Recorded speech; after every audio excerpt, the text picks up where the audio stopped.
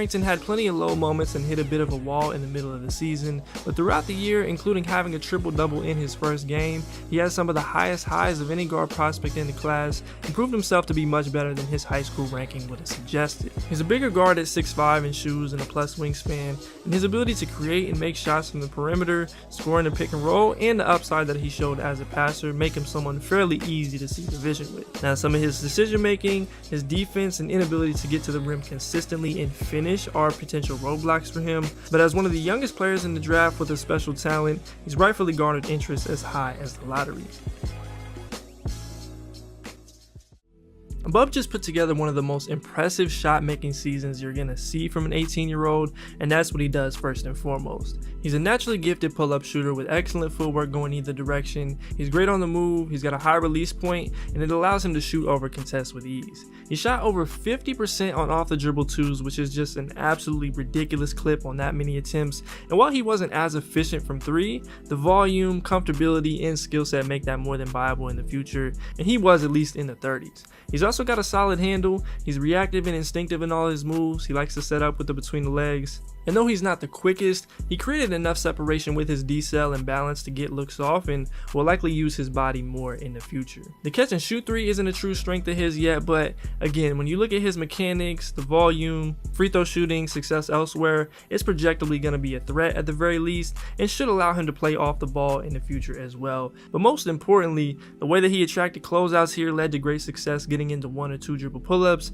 and he made teams pay when run off the line or in scramble situations. From the footwork and handle, the tough shot making all over the floor, it's easy to see his upside as a scorer. 44 points, 2 freshman guards, big load to carry. The three, wow. Yes.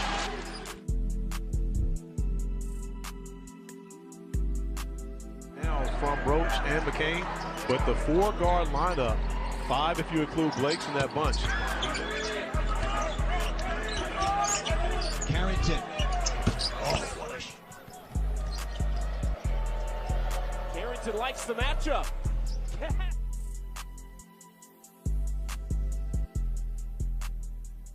It's really good defense by Hinson, and I think it's a good idea by Dunn to attack it. Carrington and 1. Not just 7 road wins, it's 7 road wins against Howard over Gapari.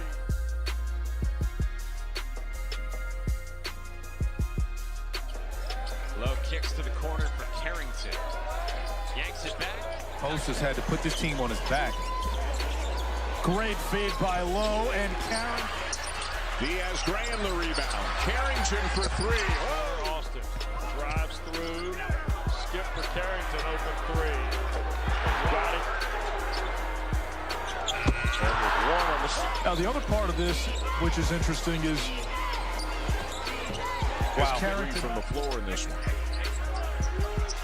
Carrington. What a night he Better rebuild 220.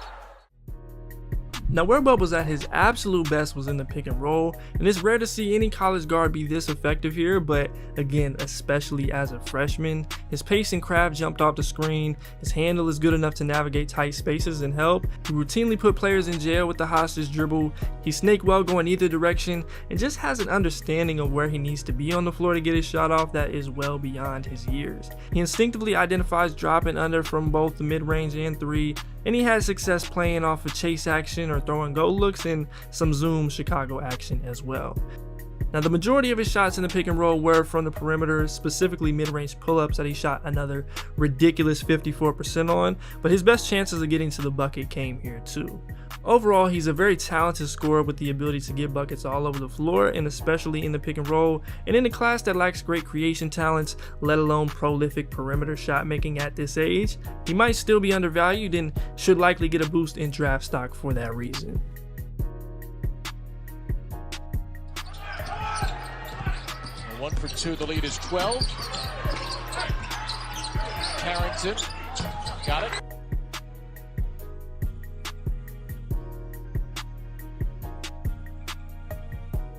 starting to open up. Could be double figures before the break for him. Carrington. It is double. Notre Dame and Wake. trying to close out the season and get their 21st win of the year. Here's Henson. And Bub Carrington a three. Good. It's allowed Pitt to take a 12-point deficit and tie it up. Lowe and Carrington talked about them. Henson as well. Zach Austin and then Federico, who will...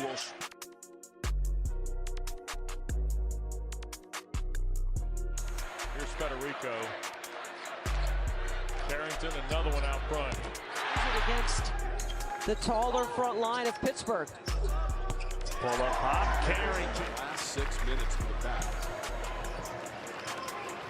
Still hanging in there though. Carrington. Coming off a big win at BC over the weekend. They hit 16 threes in that game. Blake Henson. Possession ends. Here's Carrington.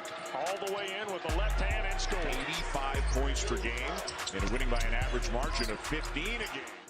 Now, he may not be the most complete playmaker right now, but he's at least shown himself of being capable in a lot of ways. He's been at his best in the pick and roll, where I was again impressed by his pace. He's got a solid understanding of his reads and did a solid job of making passes off the live dribble as he's able to see over defenses at his size. He had a lot of success reading the low man and making that pass to the open corner or wing off of a pick and roll, dribble handoff, or a Chicago look on the side. Now, I think he can get better in his pass placement, his velocity, and hitting the big man in good spots, and also just handling more aggressive coverages, but he did look better in that aspect later in the year against a team like Virginia, who blitzed him all game.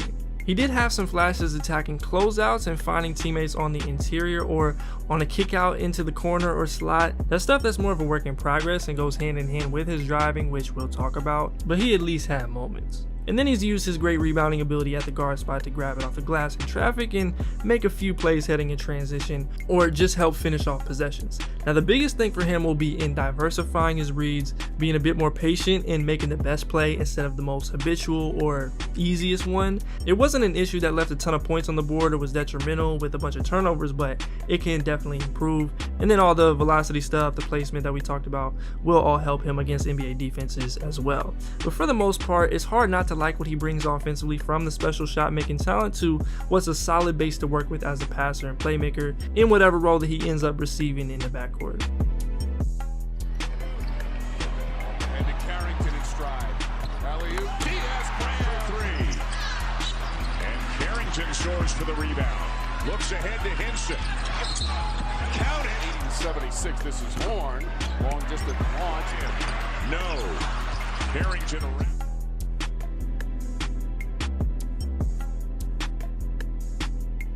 Gulf Coast has had their best success, Rex. Here's Carrington. Back inside.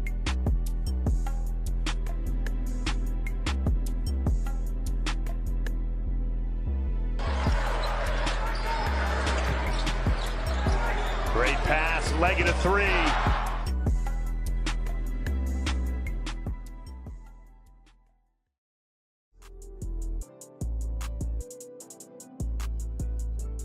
Now, the clearest and most pressing improvement area for Bub is his ability to get to the paint and put pressure on a defense as a driver, and when he gets there, finishing consistently. He really is a special shot maker from the perimeter, but he was very reliant on that ability and struggled to generate easy opportunities at the rim. He had just 46 half-court rim attempts on the year and was in just the 16th percentile in rim attempt rate at just about 1 a game per 40 minutes. He doesn't have a great first step or burst. He rarely blow by his defender in space, and as much as he got switches in the pick and roll, there was almost always a jumper going up, and he didn't really discourage teams from bringing ball pressure, and that'll be the game plan early at the next level. Now, I do think he could become a lethal enough shooter from the perimeter that no matter where he has the ball, there's naturally going to be enough attention that driving lanes open up, but he might be capped athletically as an overall playmaker, affecting his ability to bend defenses and open up opportunities for himself and others.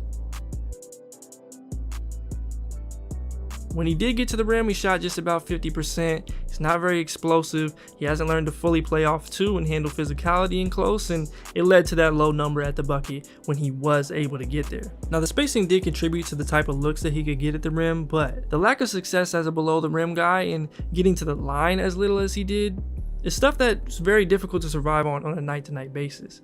I think the biggest evaluation point with him is just determining how much he'll be limited by this and how much an NBA situation and eventual physical improvement will be able to help him find solutions. Some guys like CJ McCollum have made entire careers off of low rim pressure, bad finishing with an elite perimeter game and non-rim paint too, so it is possible. But there's also plenty of others who just don't make it happen.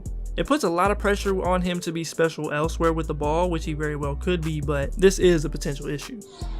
Note dug out here by Jason. Every national champion since 2004, they were ranked in the top 12. He's been cold from out there. There goes Carrington.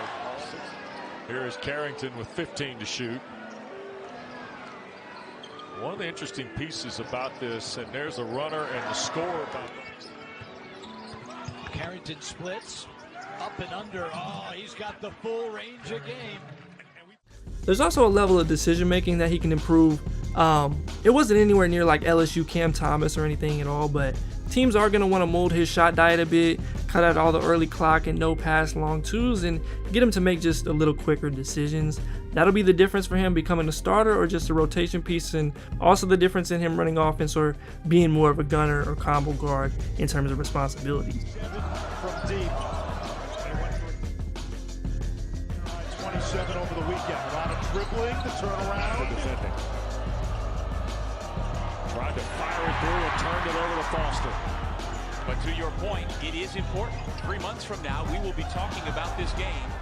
Although he was inconsistent defensively, I thought he was okay, and though I don't think it'll be a full NBA strength of his, I think he could actually be solid here, and he improved a ton over the course of the year. He's capable of containing the ball, he's got good size and length for either backcourt position, and he had moments where you could see him really competing on that end, and especially as Pitt was fighting for their tournament chances, he rose to the occasion.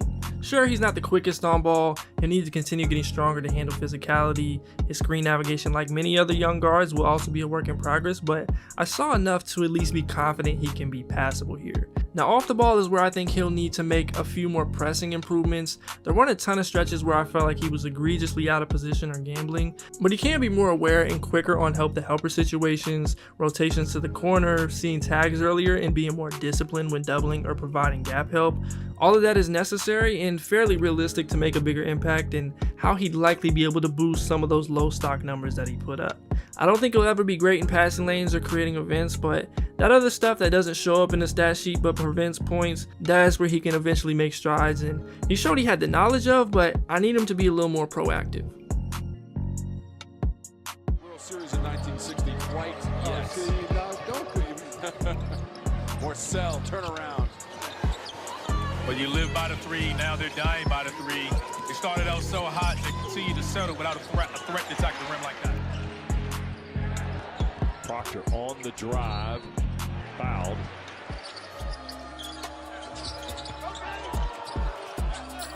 Fredrickson with the shot clock at 10. Surprisingly, often very close to the rim, and 64% from the floor for Federico from Helsinki, Finland.